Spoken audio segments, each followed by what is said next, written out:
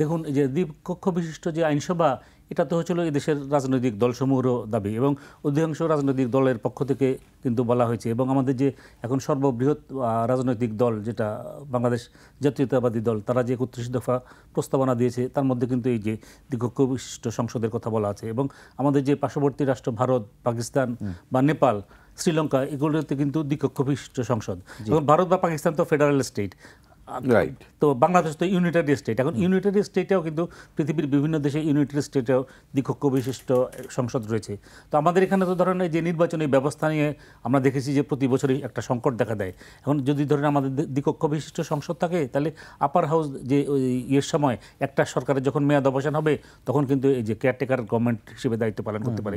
ওই ধরনের তাহলে হচ্ছে একটা দিতে হবে, রূপরেখা দিতে হবে আর কি। ওনারা কী প্রস্তাব করেছেন আমরা তো জানি না। তো পৃথিবীর অন্যান্য দেশে আমরা দেখেছি যে দ্বিকক্ষ বিশিষ্ট সংসদ থাকলে তাহলে হচ্ছিল লোয়ার হাউস যদি কোনো ভুল করে থাকে, সেটা আপার হাউসে গিয়ে ধরা পড়ে এবং any legislation passed by the lower house must also be approved by the upper house, তারপরে কিন্তু সেটা আইনে পরিণত হচ্ছে। এবং আপার হাউসে আমরা দেখেছি যে ভারতেও দেখেছি, পাকিস্তানেও দেখেছি যে মানে হয়েছিল এক্সপার্ট লোক যারা, বিশেষজ্ঞ লোক যারা, বিশেষজ্ঞদের সেখানে এটা হলো যে সমাগম ঘটে। এটা মনোনয়নের মাধ্যমে হতে পারে বা নির্বাচনের মাধ্যমে হতে পারে।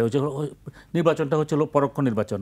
এখন মনোনয়নের মাধ্যমে হলে যে বিভিন্ন রাজনৈতিক দল তারা হচ্ছিল তাদের আনুপাতিক প্রতিনিধিত্ব বিভিন্ন দেশে বিভিন্ন ধরনের প্রতিনিধিত্ব। আমি যদি উচ্চ কক্ষের কথা ধরি, নিশ্চয়ই ভালো যে 100 আসন বিশিষ্ট উচ্চ কথা বলা হচ্ছে, কিন্তু এখানে আবার অনেকে বলছেন যে কারো মত যে এতে আবার মনোনয়ন বাণিজ্য বেড়ে যাবে, যেহেতু দলগুলোর সেন্ট্রালি তাদের উপর নির্ভর করবে বা শীর্ষ যারা থাকবেন দলীয় প্রধান, মনোনয়ন বাণিজ্যের ক্ষেত্রে রমরমা একটা ব্যবসা হবে। হতে পারে। এখন আপনি যদি নির্ধারিত করে দেন যে পেশাজীবী, যেমন পেশাজীবী মানে হচ্ছিল ধরেন যে আইনজীবী থেকে আসবে, ডাক্তার থেকে আসবে, বিচারক থেকে আসবে, তারপরে প্রশাসন থেকে আসবে, সেনাবাহিনী থেকে আসবে, ব্যবসায়ী থেকে আসবে, এটা যদি করে দেওয়া হয় যে 5 জন করে আসবে, এত 100 তো দরকার নাই, 50 জন নিলেই হয়। এখন ধরেন ভারত এত বড় দেশ, তাদের সংসদ সদস্য যদি 500 and something হয়, আমাদের তো ধরেন তাদের 1/5 পপুলেশন, আমাদের 300 সংসদ সদস্য আমি মনে করি যথেষ্ট। এরপরে ধরেন আমাদের 300 ক্ষেত্রে যদি যুক্তি দেওয়া হচ্ছে যে এটি সেই 1972-এ যে 7 কোটি মানুষ ছিল আমাদের এদেশের জনসংখ্যা, সেই 7 কোটি মানুষের ক্ষেত্রে 300 আসন করা হয়েছিল, কিন্তু এখন জনসংখ্যা তো 18 কোটি। এখন ধরেন আমাদের এটার সংসদের মূল কাজ তো হচ্ছিল আইন প্রণয়ন করা, এবং সংসদটা পরিচালিত হলো জনগণ প্রদত্ত করের দ্বারা। আমার ইকোনমি এটাকে পারমিট করে কিনা এটা তো দেখতে হবে। এবং আমাদের দেশে আমরা দেখেছি যে অতীতে যারা সংসদ সদস্য হয়েছেন তারা আইন প্রণয়ন বা দেশের উন্নয়নের চেয়ে তারা কিন্তু ব্যক্তিগত উন্নয়নের প্রতি বেশি মনোনিবেশ করেছেন। এবং এই যে শুল্কমুক্ত গাড়ির কথা যে আসাদুজ্জামান রিপন সাহেব বলেছেন, পৃথিবীর অন্য কোনো দেশে নাই। তারপরে হয়েছিল যে প্লট, এই যে প্লট দেওয়া, রাজুকের প্লট দেওয়া, এই যে প্লট, এটাকে বলা হয়েছিল যে স্টেট করাপশন, রাষ্ট্রীয় দুর্নীতি, রাষ্ট্র দুর্নীতি করতেছে। আপনি কৃষকের জমিকে অ্যাকুইজিশন করে আপনি কিছু কতিপয় মানে হয়েছিল ভাগ্যবান ব্যক্তিকে এই প্লটটা আপনি দিয়ে দিচ্ছেন। কোথায় ধরেন 1955 সালে ধানমন্ডিতে 1 বিঘা জমি সরকারের যে ছিল, যে 1 বিঘা জমির যে অ্যালটমেন্ট রেট হয়েছিল 5,000 টাকা, সেটার দাম এখন হচ্ছিল 100 থেকে 300 কোটি টাকা। তাহলে কি পরিমাণ এটার হয়েছে যে যারা এই প্লট পেয়েছেন তাদের পরিবারের সদস্যরা কিভাবে ফিনান্সিয়ালি বেনিফিটেড হয়েছে, এই জিনিসটা তো দেখতে হবে। না ভোটের বিধান তো করা হয়েছিল ওয়ান রিভেন সরকারের সময়, সেটি পরবর্তীতে আর থাকেনি। কেন না ভোটের প্রতি রাজনৈতিক দলগুলোর এক ধরনের অ্যালার্জি, বা এবারও যে প্রস্তাবটি রাখা হয়েছে সেটি আপনি এটা ফিক্সড করার পক্ষে কিনা? না ভোট থাকলে আমার মতে, যদি ধরেন আপনি যদি কাউকে যদি উপযুক্ত বা যোগ্য মনে না করেন, সেক্ষেত্রে আপনি তো এটাও আপনার কিন্তু এক ধরনের হলো মানে ফ্রিডম বা এক ধরনের আপনার অধিকার, যে আমি কাউকে যোগ্য মনে করছি না। তাহলে হচ্ছে আপনি কেন যোগ্য মনে করছেন না, যে অর্থাৎ রাজনৈতিক দলসমূহ যাকে এমপি হিসাবে একটা কনস্টিটিউয়েন্সি থেকে মনোনয়ন দিয়েছে, আপনি ভোটার হিসেবে মনে করতেছেন যে না, সে আমার প্রতিনিধিত্ব করার উপযুক্ত না, এবং সেজন্য আপনি তাকে না ভোটের মাধ্যমে তাকে নাকচ করলেন। এটা হচ্ছিল যে একটা রাজনৈতিক দলের সিদ্ধান্তের প্রতি, অর্থাৎ তারা যে এখন আমরা আমাদের দেশে দেখেছি কি যে দলীয় নেতাকর্মীরা মূল্যায়িত হয় না। আমরা অতীতে দেখেছি যে একজন সংসদ সদস্য মারা গেলে তার স্ত্রী বা তার হলো পুত্র, তার কন্যা অথবা কন্যা জামাতা, এরা হলো মনোনয়ন পায়। অনেক সময় দেখা গিয়েছে যে তার ভাইও মনোনয়ন পায়। খুব কম ক্ষেত্রে ক্ষেত্রেই দেখা গিয়েছে যে একজন রাজনৈতিক নেতার মৃত্যুর পরে বা একজন এমপির মৃত্যুর পরে সেখানে হয়েছিল যে দলীয় নেতাকর্মী মূল্যায়িত হয়েছে খুবই কম। তো এটা যদি না হয় তাহলে সেখানে আপনার না ভোটের বিধান থাকবে না কেন?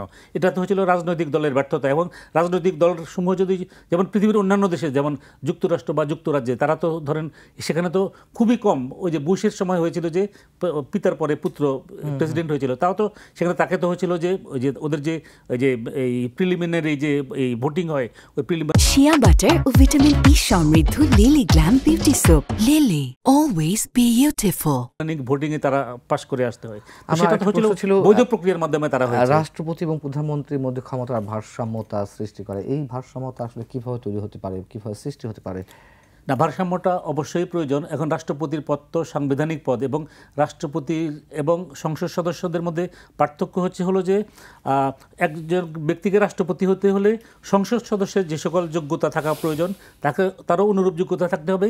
একমাত্র ব্যতিক্রম হচ্ছিল রাষ্ট্রপতির ক্ষেত্রে বয়স 35 আর সংসদ সদস্যদের ক্ষেত্রে বয়স হলো 25 বছর।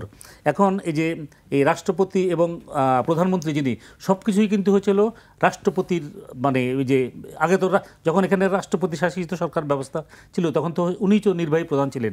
এখনও কিন্তু যদিও আমাদের হচ্ছিল সংসদীয় পদ্ধতি সরকার ব্যবস্থা, কিন্তু হচ্ছিল সব কিছু প্রত্যেকটা আদেশ যে হলো যে রাষ্ট্রপতির আদেশ, মানে রাষ্ট্রপতির আদেশ বলে এটা স্বাক্ষরিত হচ্ছে আর কি। তো এখন আমরা দেখছি যে রাষ্ট্রপতির কিন্তু আসলে তো প্রকৃত কোনো ক্ষমতা নাই। যেটাকে বলা হয়েছিল ঠুটো জগন্নাথ, অথচ রাষ্ট্রপতির মেয়াদ আপনি তার কোনো ক্ষমতা নাই, অথচ রাষ্ট্রপতির মেয়াদকে সীমিত করে দিয়েছেন যে 2 মেয়াদের বেশি একজন ব্যক্তি রাষ্ট্রপতি হতে পারবে না।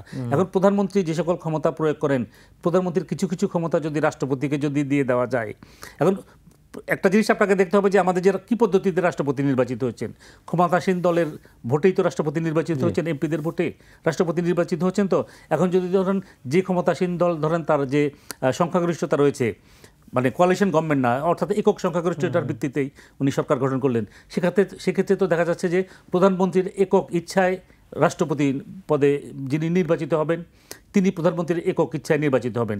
তো তারপরেও আমরা বলবো যে যদি রাষ্ট্রপতিকে যদি কিছু কিছু বিষয়ে যদি আপনারা যদি যেমন প্রধান বিচারপতি নিয়োগের ক্ষেত্রে রাষ্ট্রপতিকে একক ক্ষমতা দেওয়া হয়েছে, কিন্তু বাংলাদেশে আবার প্রধানমন্ত্রীর সাথে পরামর্শ না পরামর্শ নাই, সেখানে নাই, নাই পরামর্শ না থাকলেও এ পর্যন্ত কিন্তু পরামর্শ দিয়ে প্রধানমন্ত্রী উইদাউট কনসেন্ট তো তার তিনি সামারিটা কিন্তু প্রধানমন্ত্রীর কার্যালয় থেকে এই সামারিটা যায়। তারপর আমরা দেখেছি যে যেমন আমাদের যে এখানে যে এর আগে যে সার্চ কমিটি গঠন করা হলো নির্বাহী আদেশে, এখন সার্চ কমিটি তার নামের প্রস্তাব করেছে এবং নামের প্রস্তাব করার পরবর্তী আমরা দেখলাম যে প্রধানমন্ত্রীর আকাঙ্ক্ষার বাইরে তো রাষ্ট্রপতির করার তো কিছু ছিল না। এখন ধরেন রাষ্ট্রপতিকে এমন কিছু ক্ষমতা দিতে হবে যে সকল ক্ষমতা রাষ্ট্রপতি তার একক ইচ্ছায় বাস্তবায়ন করতে পারবে। এটা যদি করা যায় তাহলে হয়তো ভারসাম্য হবে। এখন ওনারা কিভাবে প্রস্তাব পেশ করেছিল এটা তো আমরা জানি না, এটা যদি আমাদের সম্মুখে যদি আসে তখন আমরা